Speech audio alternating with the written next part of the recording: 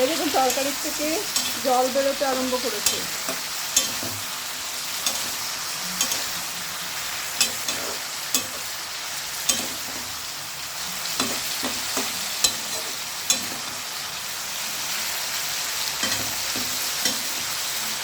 আবার এটাকে আমি ঢাকা দিয়ে দেবো। এইভাবেই ঢেকে ঢেকে এটা আবার ঢাকনা খুলে দেখাচ্ছি, দেখুন কতটা জল বেরিয়েছে।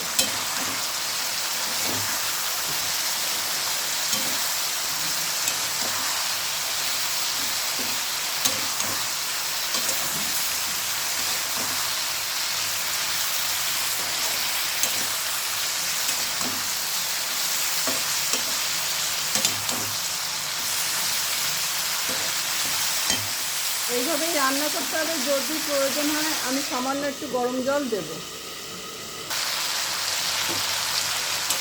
এই দেখুন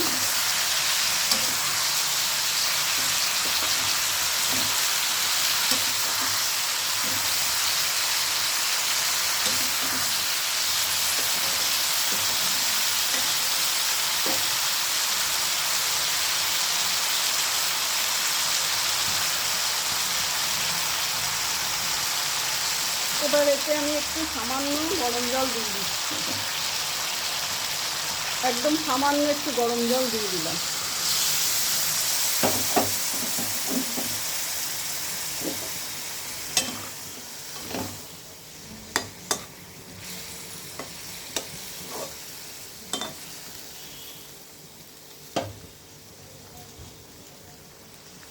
আবার ঢেকে দিলাম।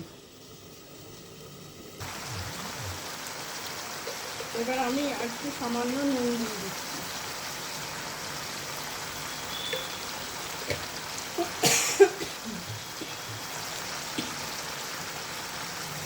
আর দিয়ে দিচ্ছি একটু ঘি।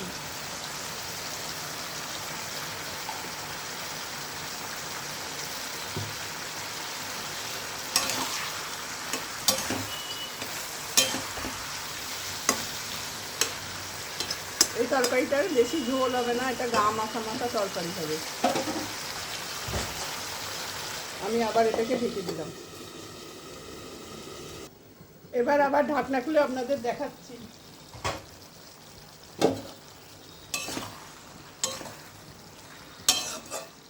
এই দেখুন তরকারিটা কি সুন্দর রং হয়েছে।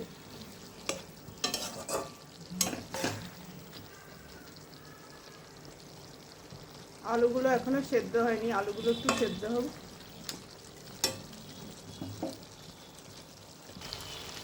এই দেখুন রেডি হয়ে গেছে আমার হাতে মাখা ফুলকপি। এখন আপনাদের নামিয়ে আমি দেখাচ্ছি।